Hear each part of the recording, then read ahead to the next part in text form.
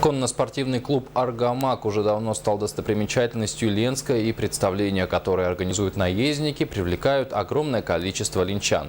Зрителям особенно нравятся элементы джигитовки, которые раньше можно было видеть только по телевизору, а теперь и в родном городе.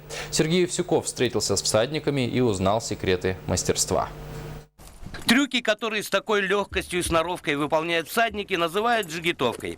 История ее возникновения уходит корнями в очень далекое прошлое. И, естественно, она веками связана с одним из самых верных помощников человека. Это искусство передавалось от отца к сыну, из поколения в поколение, и дошло до наших дней.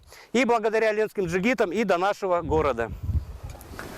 Приемы, которые выполняют ленские всадники с точки зрения профессионалов, не особо сложные. К примеру, Сергей Тунгушпаев, не считая прыжков через барьеры, делает всего 2.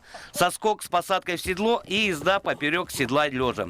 Но наблюдает за джигитовкой, удивляясь ловкости и сноровке 50-летнего мужчины. Я начинал несколько лет назад именно джигитовкой заниматься. Мне было не 51, было меньше, поэтому думаю, что это тоже сыграло роль. Но я знаю людей, которые в 60 этим занимаются и в 65 этим занимаются.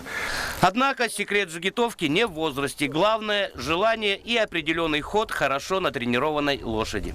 С легкой руки Сергея Тунгушпаева настоящим джигитом стал и Хамро Мурадов. В его арсенале весь набор приемов и трюков, выполняемых непрофессиональными наездниками. Я 2 года назад начал заниматься, когда сюда пришел. Ну вот, увидел, ездил 1 раз.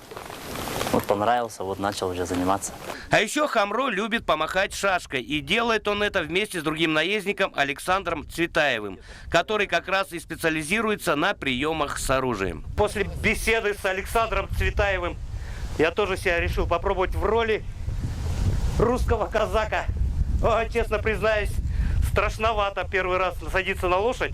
А наши всадники творят на них чудеса. На скаку они становятся одним целым существом, и в миг быстрого галопа их мысли и действия неразрывно связаны. И от этого единения и получается то красивое искусство, которое доставляет радость и зрителям, и самим джигитам.